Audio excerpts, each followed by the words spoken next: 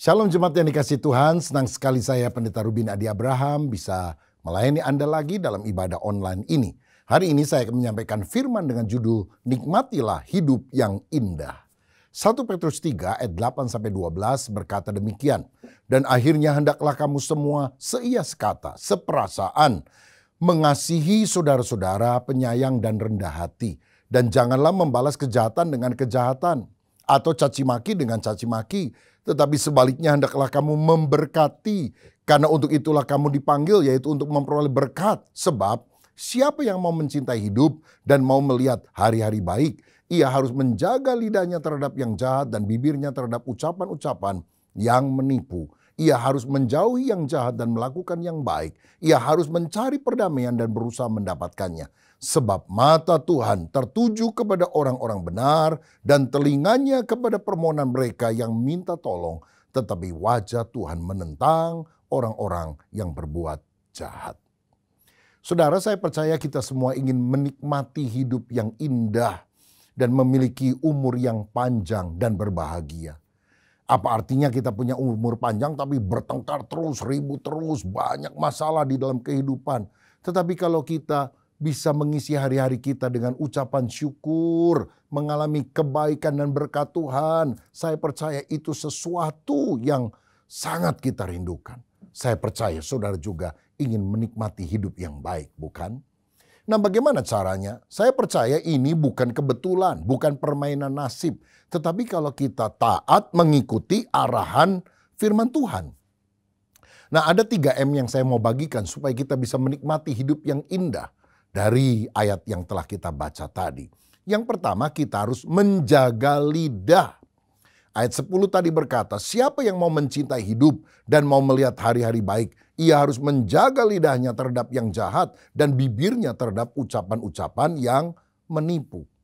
Tahukah saudara, ada banyak masalah yang seringkali timbul karena kata-kata kita yang sembrono. Ada yang bilang mulutmu adalah harimaumu. Kalau saudara mengucapkan kata-kata makian yang kasar dan orang tersinggung, lalu kemudian dia mau membalas, memukul kita. Bukankah kita mengalami masalah yang sebetulnya tidak perlu kita alami kalau kita lebih bijak di dalam berkata-kata. Amsal Sulaiman 18 ayat 21 berkata, hidup dan mati dikuasai lidah. Siapa suka menggemakannya akan memakan buahnya. Artinya, kehidupan atau kematian, hal yang baik atau hal yang buruk tergantung daripada yang kita ucapkan. Makanya kita akan memakan buah dari apa yang kita ucapkan. Kalau perkataan kita baik-baik, tentu hal yang baik yang kita akan terima. Tapi sebaliknya, kalau makian, kata-kata pedas, maka respon yang negatif juga kita akan alami dalam kehidupan. Amsal 21 ayat 23 berkata, siapa memelihara mulutnya dan lidahnya, memelihara diri daripada kesukaran. Kalau kita nggak mau punya banyak masalah, ayo jaga lidah kita. Kata-kata kita lah yang menjadikan kita hidup atau mati. Menjadikan kita sehat atau sakit, sukses atau hancur. Bahkan kata-kata kita bisa membentuk watak dan hari depan kita. Lidah itu memang adalah organ tubuh yang kecil, tetapi bisa menimbulkan hal yang besar dan mengubah nasib manusia.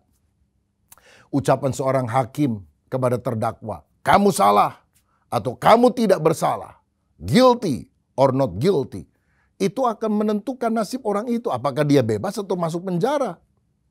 Bahkan kata-kata orang tua terhadap anaknya, papa setuju, papa tidak setuju, itu akan menentukan hari depannya. Makanya saudara sekalian, kita harus waspada terhadap kata-kata kita. Karena ada kuasa dari apa yang kita ucapkan. Kalau saudara nggak percaya, coba ucapkan 1000 kali. Saya sakit, saya sakit, saya sakit, saya sakit. Atau saya pusing, saya pusing, saya pusing. Nggak sampai 1000 kali, puyeng saudara-saudara. Ya jangan lakukan di sini. Nanti repot kita semuanya. Nah, jadi kata-kata kita itu berkuasa. Kalau saudara pergi kepada dokter, dokter saya sakit. Kadang dokter suka bilang gini, buka mulut, dilihat saudara. Apa yang terjadi dengan mulut kita, dengan lidah kita. Ketahuan sehat nggak sehatnya seseorang itu dari mulutnya, dari lidahnya. Begitu juga kondisi hati seseorang kelihatan dari perkataannya. Kalau negatif, jelek-jelekin orang dan sebagainya, itu kondisi rohaninya nggak bagus, tidak baik-baik saja. Tapi kalau selalu dalam ucapannya ada sukacita, ucapan syukur, terima kasih kepada Tuhan, kondisi rohaninya juga baik.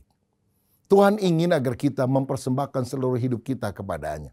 Sayang banyak orang bilang hati saya untuk Tuhan, tapi mulut suka dipakai setan untuk gosipin orang, jelek-jelekin orang lain. Dalam Amsal 12 ayat 18 ada ayat yang berkata, ada orang yang lancang mulutnya seperti tikaman pedang, tetapi lidah orang bijak mendatangkan kesembuhan. Saudara, hati-hati, ada orang yang lidahnya jahat seperti tikaman pedang yang menusuk. Atau setidaknya seperti silet yang menggores. Ini lidah jahat, perkataannya tajam, suka menggosipkan orang, tidak memikirkan akibatnya, menimbulkan pertengkaran. Karena itu kita perlu berdoa, Tuhan berjagalah pada pintu bibirku, supaya perkataanku berkenan kepada Tuhan. Seperti Yesaya yang pernah berkata, celaka aku binasa karena aku najis bibir. Dan aku tinggal di tengah bangsa yang najis bibir. Lalu seorang malaikat mengambil bara api dari mezbah Tuhan dan mengenakan kepada mulutnya. Lalu malaikat berkata, dosamu telah diampuni. Saudara, ada banyak orang berdosa karena lidah. Orang yang sempurna lidahnya, sempurna juga seluruh kehidupannya. Makanya kita perlu minta kepada Tuhan supaya kata-kata kita itu jangan menghasut, jangan negatif. Jangan menjelekan orang, tapi kata-kata berkat.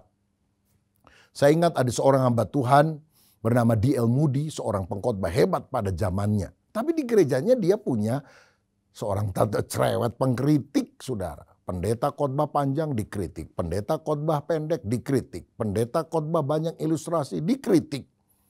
Pendeta khotbah sedikit ilustrasi, kurang jelas katanya. Sampai satu kali pendeta Moody berkhotbah lagi dan ketika dia turun mimbar, ini si tante cerewet datang. Dan dia bilang, Pak Pendeta, saya lihat hari ini Bapak Pendeta terlalu panjang. Bolehkah saya pinjam gunting? Karena saya mau gunting Bapak punya. Oh, apanya Bu yang terlalu panjang? Dasi Bapak terlalu panjang. Bapak pakai dasi sampai ke bawah begini. Saya mau gunting. Kesel juga ini pendeta D.L. Moody.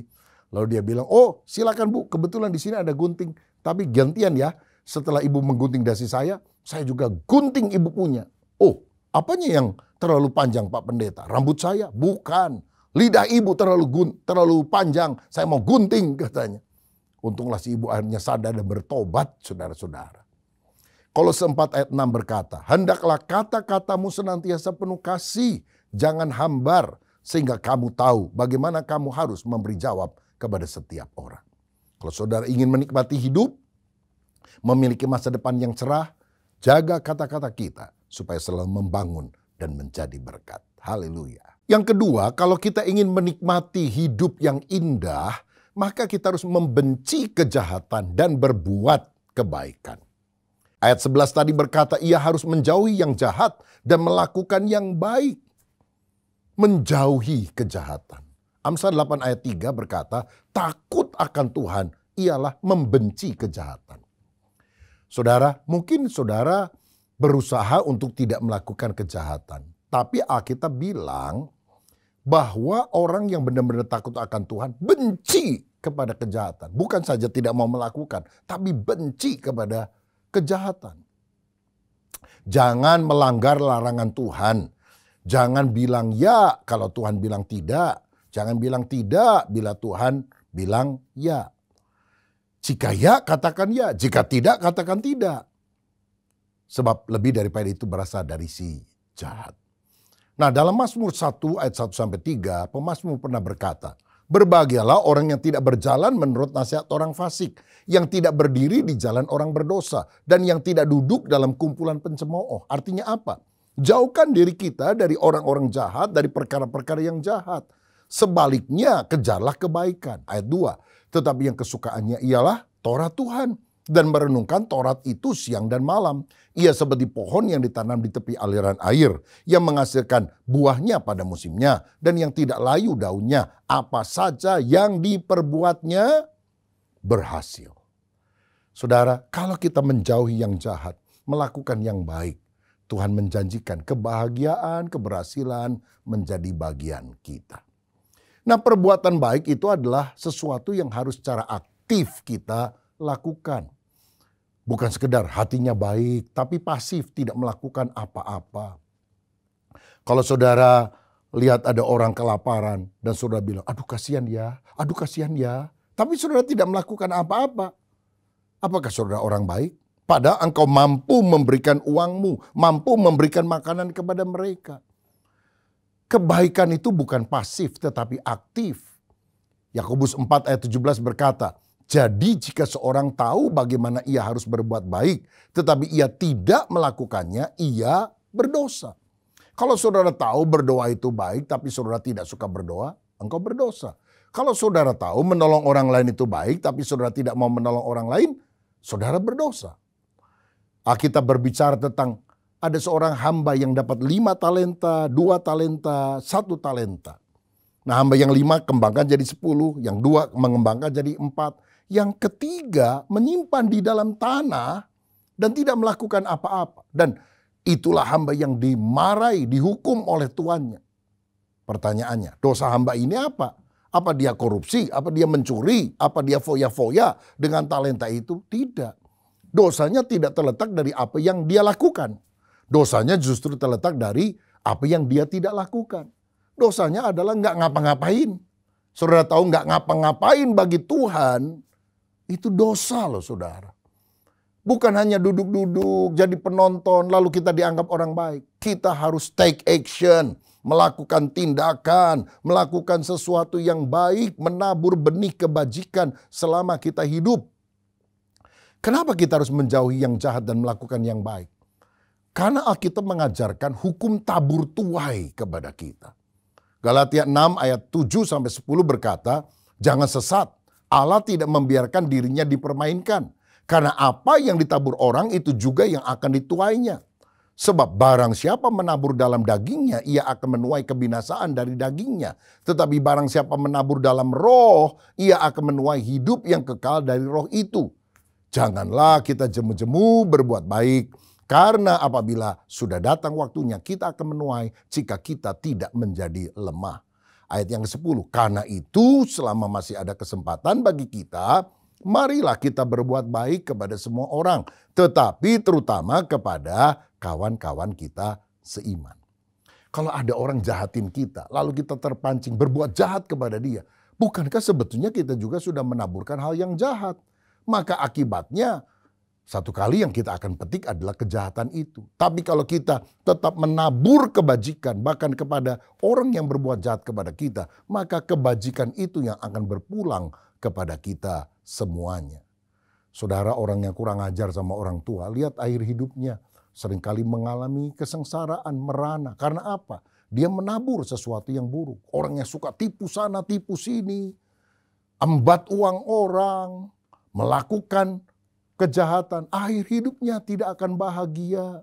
Tapi orang yang jalan lurus sesuai dengan firman Tuhan, taat kepada petunjuk Tuhan, akhir hidupnya, walaupun mungkin dia tidak kaya raya, tapi sukacita karena ada hidup yang indah yang dia temukan di dalam Kristus. Dan kalau kita berbuat baik, Tuhan tidak buta, dia akan membalas tepat pada waktunya.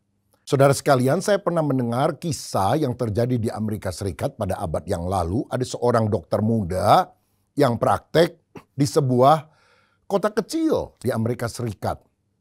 Dan karena dia belum dikenal, tidak ada pasien yang datang. Dia nggak punya uang pada hari itu.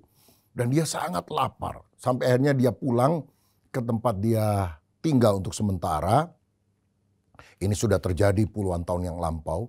Dan karena kelaparan dia, waktu jalan dia lewat di sebuah rumah, dia pengen sekali minta makan dari orang yang ada di rumah itu. Jadi dia memberanikan diri mengetuk pintu. Seorang ibu tua muncul dan berkata, ya anak muda, apa yang saya bisa bantu? Dan karena dia malu minta makan, akhirnya dia menjawab, "Ibu, saya haus sekali. Bolehkah saya minta segelas air untuk saya minum?" "Oh, tentu saja," kata wanita tua itu. "Silakan duduk, sebentar saya masuk ke dalam." Dan gak lama wanita itu datang membawa segelas susu segar. Dan dia bilang, "Silakan minum." Dokter itu langsung minum, saudara. Lumayan agak ganjel, perutnya yang kosong. Lalu dia tanya, "Apakah saya harus membayar untuk segelas susu ini?" "Oh, tidak perlu. Orang tua saya dulu ngajarin. Tidak boleh saya menerima uang untuk kebaikan yang saya berikan kepada orang lain dengan tulus. Ya, lain kali kalau kamu haus, datang ke rumah ini. Saya akan siapkan segelas susu lain untuk kamu." "Terima kasih, Ibu." Dokter muda ini melanjutkan perjalanan pulang ke tempatnya. Sekian puluh tahun kemudian, dokter ini sudah menjadi terkenal, praktek di sebuah rumah sakit yang besar di kota. Dan satu kali ada seorang ibu tua yang dirawat di rumah sakit itu. Penyakitnya cukup berbahaya dan dirawat sekian minggu. Tapi untunglah dengan perawatan yang baik, akhirnya ibu ini bisa pulih kembali. Tapi ibu ini cemas karena ketika dia mau keluar rumah sakit, dia kan harus membayar biayanya, pada dia hidup sebatang kara. Dan uangnya juga sangat terbatas. Tapi ketika dia mau membayar, dia lihat tagihannya. Ada cap lunas. Dan ada tulisan di bawah, harga segelas susu. Ternyata tanpa dia tahu, dokter muda yang dulu pernah dia tolong itu telah menjadi seorang dokter yang ahli. Dan dokter ini masih ingat wajah ibu tersebut, walaupun ibu itu sudah melupakannya. Dan sebagai balas jasa, dokter ini kemudian membebaskan ibu ini dari segala biaya yang ada. Dan dia yang menutup semua keperluan yang ada. Saudara, saya percaya hanya Tuhan yang bisa menggerakkan hati dokter ini sehingga dia melakukan sesuatu yang terbaik bagi orang yang telah menabur kebajikan. Karena itu jauhi kejahatan, lakukan perbuatan baik. Karena ayat 12 tadi berkata, sebab mata Tuhan tertuju kepada orang-orang benar dan telinganya kepada permohonan mereka yang minta tolong. Tetapi wajah Tuhan menentang orang-orang yang berbuat jahat. Jadi kalau kita ingin menikmati hidup yang indah, pertama kita harus menjaga lidah. Yang kedua kita harus menjauhi kejahatan, sebaliknya melakukan kebaikan. Dan yang ketiga, kita harus memilih hidup dalam perdamaian. Ayat 11b berkata, ia harus mencari perdamaian dan berusaha mendapatkannya. Rupanya untuk hidup damai itu harus diusahakan. Karena tidak otomatis, tidak terlalu gampang, saudara-saudara. Ada istri yang maunya ribut aja sama suaminya. Ada suami yang galak terus, maki-maki istri dan anak-anaknya. Untuk hidup damai itu kadang-kadang nggak mudah. Ada orang yang bawaannya mau perang aja sama orang lain. Maka kita harus menjadi pihak yang berusaha mengupayakan perdamaian. Karena orang yang mengupayakan perdamaian, bahkan mendamaikan orang lain, dia akan disebut anak-anak Allah. Mari kita punya moto ini, 1000 sahabat terlalu sedikit, 1 musuh terlalu banyak. Karena 1 musuh bisa membuat saudara makan tidak enak, tidur tidak nyenyak. Lagi makan tidak bisa tidur, lagi tidur tidak bisa makan. Tetapi kalau kita dikelilingi oleh banyak sahabat, dimanapun kita berada, oh sukacita, bahagia. Saya bersyukur kemanapun saya pergi, ke luar kota, ke luar pulau, ke luar negeri. Banyak teman-teman menyambut, menjemput, ngajak makan, mengantarkan ke tempat-tempat yang indah dan baik. Dan mereka adalah orang-orang yang luar biasa, berhati mulia. Dan saya serta saudara pun juga harus belajar menjadi sahabat-sahabat seperti itu tentunya. Nah, bagaimana supaya kita memilih untuk hidup di dalam pengampunan? Kuncinya hiduplah di dalam kasih. Sebab kalau orang yang mengasihi dia bisa mengampuni. Tapi orang yang membenci sulit untuk bisa mengampuni. Nah, kasih itu harus dinyatakan kepada siapa? Ayat 8 tadi berkata bahwa kita harus mengasihi saudara-saudara seiman. Dan akhirnya hendaklah kamu semua seia sekata, seperasaan, mengasihi saudara-saudara, penyayang dan rendah hati. Seia sekata artinya satu pikiran. Ada pikiran yang disamakan. Suami sama istri pasti mikirnya beda. Tapi kalau dikomunikasikan dengan baik, maka keduanya akan menyetujui dan punya satu pikiran. Kesatuan itu memang bukan keseragaman, tetapi kesatuan artinya bisa bekerja sama di tengah keanekaragaman. Walaupun kita berbeda, melalui komunikasi kita bisa saling melengkapi. Bersanding dan bukan bertanding satu dengan yang lain. Selanjutnya dengan saudara seiman kita juga harus seperasaan. Artinya bisa merasa apa yang dirasakan oleh orang lain. Punya simpati, punya empati bahkan. Kalau saya di posisi dia dan diperlakukan seperti itu, gimana ya rasanya? Enak atau enggak enak? Saudara, kita menempatkan diri kita pada posisi orang lain.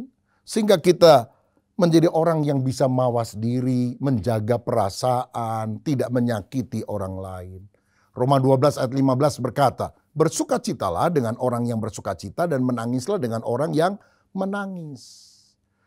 Kalau orang senang kita mesti senang juga. Kalau orang susah kita mesti susah juga. Masalahnya sekarang ini banyak orang senang lihat orang susah, tapi susah lihat orang senang. Wah, ini bahaya saudara. Kita nggak punya simpati, empati kepada orang lain. Kepada saudara seiman Tuhan mengajarkan untuk kita seperasaan. Lalu dikatakan penyayang dan rendah hati, saling mengasihi, jangan sombong, merasa diri lebih utama dari orang lain. Tapi menganggap orang lain lebih utama daripada kita. Sehingga kita belajar mendahulukan orang lain dan mendengarkan masukan-masukan dari mereka. Tetapi selain mengasihi saudara seiman, ayat 9 lebih jauh berkata kita juga harus mengasihi musuh kita. Ayat 9 tadi berkata, dan janganlah membalas kejahatan dengan kejahatan atau caci maki dengan caci maki. Tetapi sebaliknya, hendaklah kamu memberkati karena untuk itulah kamu dipanggil, yaitu untuk memperoleh berkat. Tuhan ingin agar kita balas yang jahat dengan yang baik. Supaya akhirnya kebaikan itu yang datang dalam hidup kita. Inilah yang Yesus sampaikan ketika dia menyampaikan khotbah di bukit pada awal pengajarannya. Matius 5 ayat 43-44. Kamu telah mendengar firman, kasihilah sesamamu manusia dan bencilah musuhmu. Tetapi aku berkata kepadamu, kasihilah musuhmu dan berdoalah bagi mereka yang menganiaya kamu. Jadi Tuhan bilang, kamu gak boleh hanya mengasihi orang yang mengasihi kamu. Tapi kamu juga harus mengasihi orang yang membenci kamu. Musuh kamu. Itu kamu harus kasihi. Lah ini kan pengajaran aneh ya. Orang yang dikasihi itu kan bukan musuh. Jadi sahabat. Kalau saya mengasihi musuh saya kan saya menjadikan dia sahabat saya. Tapi itu yang Tuhan ajarkan. Karena di ayat 38 dan 39 juga dicatat. Kamu telah mendengar firman. Mata ganti mata. Gigi ganti gigi. Tapi aku berkata kepadamu, janganlah kamu melawan orang yang berbuat jahat kepadamu. Melainkan siapapun yang menampar pipi kananmu, berilah juga kepadanya pipi kirimu. Saudara-saudara, apa jadinya dunia ini? Kalau mata ganti mata, gigi ganti gigi. Dunia ini menjadi dunia yang buta dan ompong. Karena mata ganti mata kan jadi buta. Gigi ganti gigi jadi ompong semuanya. Tapi Yesus berkata, kalau orang berbuat jahat jangan balas. Tetapi balasnya itu justru dengan kebaikan. Saudara-saudara, Tuhan mau kita hidup di dalam kasih dan pengampunan. Orang yang gak bisa ngampuni orang lain itu gelisah hidupnya. Marah, angkara, murka ada dalam dirinya. Gak akan sejahtera, tidak akan menikmati hidup. Seperti lebah. Kalau menggigit saudara, hidung saudara bisa bengkak. Tapi lebah setelah menggigit orang, dia akan mati. Begitu juga kalau kita melampiaskan dendam amarah. Kerohanian kita akan kering, kerohanian kita akan mati, saudara-saudara. Di dunia ini ada 3 konsep hidup. Konsep hidup iblis, konsep hidup manusia, konsep hidup Allah. Konsep hidup iblis adalah begini. Balas yang baik dengan yang jahat. Air susu dibalas air tuba, itu iblis. Kalau ada orang baik sama saudara, saudara jahatin dia, gosipin dia, setan itu namanya. Yang kedua, konsep hidup manusia. Kenapa kamu baik sama dia? Dia juga baik sama saya. Kok sama orang itu kamu jahat? Dia juga jahat sama saya. Nah itu manusia. Balas yang baik dengan baik, balas yang jahat dengan jahat. Tapi Tuhan mau kita punya konsep hidup yang ketiga. Konsep hidup Allah sendiri. Jangan kamu kalah terhadap kejahatan, tapi kalahkanlah kejahatan dengan kebaikan. Saudara, itulah Tuhan yang walaupun kita seringkali melukai hatinya, berdosa, tapi Tuhan tetap menghujani kita dengan berkat-berkat-Nya. Makanya dalam Amsal 25 ayat 21 dan 22, firman berkata, jika seterumu lapar, berilah dia makan. Dan jika ia dahaga, berilah dia minum air. Karena engkau akan menimbun bara api di atas kepalanya. Dan Tuhan akan membalas itu kepadamu. Haleluya. Beberapa hari yang lalu saya mendengar orang-orang di perbatasan Korea Utara itu melepaskan balon. Dan balon itu terbang ke arah Korea Selatan. Isinya apa? Kotoran.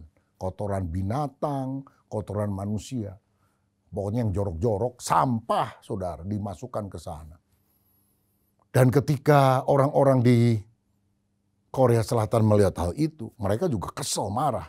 Tapi akhirnya mereka berpikir, kamu memberi apa yang kamu punya. Kami memberi apa yang kami punya. Dan apa yang kami beri lebih bagus dari yang kamu punya. Kamu kan cuma punya sampah. Kamu kan cuma kasih kotoran. Tapi kami akan ganti. Jadi mereka menerbangkan juga balon yang kemudian masuk ke wilayah Korea Utara. Dan isinya apa? USB, isinya film drama Korea. Isinya lagu-lagu K-pop, saudara-saudara. Supaya mungkin orang-orang di Korea Utara itu lihat nih kita sukacita ini, senang-senang. Saudara ingat ini, kalau orang berbuat jahat kepada kita, dia hanya bisa memberi apa yang dia punya, kejahatan. Tapi balas dengan kebaikan. Kita memberi yang baik dari diri kita kepada orang itu. Sampai akhirnya Tuhan yang akan membalaskan kepada mereka. Bara api di atas kepalanya, kemarahan, itu akan reda, saudara. Dan akhirnya dunia akan berdamai. Saya mendengar kisah yang mirip terjadi juga ketika Berlin itu dibagi dengan tembok antara Jerman Timur dan Jerman Barat. Jadi orang-orang dari timur itu suka lempar sampah kepada orang-orang yang tinggal di perbatasan Jerman Barat. Tapi orang Jerman Barat baliknya, membalasnya apa? Nggak lempar sampah.